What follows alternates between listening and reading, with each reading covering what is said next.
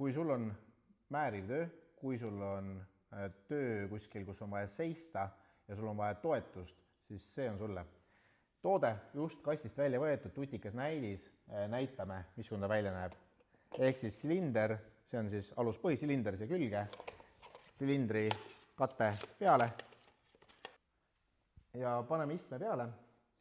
Ja selle asja mõte on siis see, et seda saab lasta erinevatele kõrgustele, näiteks siis minu kõrgusele, ja siin peal saab kenasti toetada. Kui vaja, näiteks oletame, et on vaja toetada põlve, lased selle põlve kõrgusele.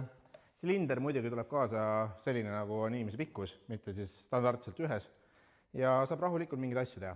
Nii et sobib väga hästi tööstusesse, teenindusse, poodidesse ja võib-olla mujal veel. Iste on ise selline kõva materjal, samas on ta pehme ja vastupidav, nii et selline põnev asi. See pukktool sobib väga hästi muusikutele, näiteks oletame, et sul on vaja mängida kitarri, või kui see pool istumiseks ei sobi, imelihtsa vaevaga keerad seal teistpidi, laiem toetuspind ja saad teha sama asja.